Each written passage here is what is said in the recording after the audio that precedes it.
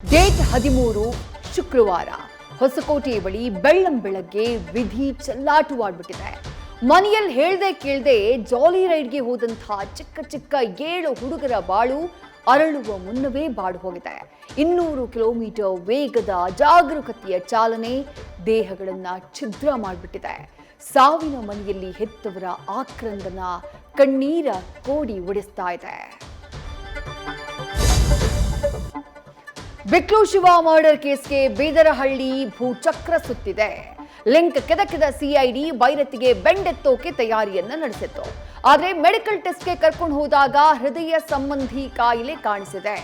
ಜಯದೇವ ಆಸ್ಪತ್ರೆಯ ರಿಪೋರ್ಟ್ ಹಿಡಿದು ಬರೋಕೆ ಸಿಐಡಿಗೆ ಕೋರ್ಟ್ ಸೂಚಿಸಿದೆ. ಡೆಲ್ಲಿ ಕ್ಲೈಮೇಟ್ ಏನಾಯ್ತೋ ಏನೋ, ಡಿಕೆಶಿಗೆ ಮೇಡಮ್ ಸೋನಿಯಾ ಪಾಠ ಆಗಿದೆ. ಅಲ್ಲಿಂದ ಬಂದು ಲ್ಯಾಂಡ್ ಆದಂತಹ ಡಿಸಿಎಂ ಶ್ರಮದ ಬಗ್ಗೆ ನಂಬಿಕೆ ಪ್ರಕಟಿಸಿದ್ದಾರೆ.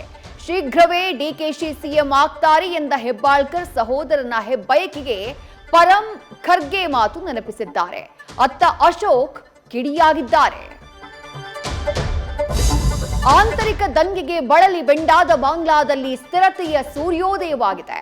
ಖಲೀದಾ ಪುತ್ರನಿಗೆ ಜೈಕಾರ ಹಾಕಿದ ಬೆಂಗಾಳಿಗಳು ಹೊಸ ರಾಜಕೀಯ ಪರ್ವಕ್ಕೆ ನಾಂದಿ ಹಾಡಿದ್ದಾರೆ.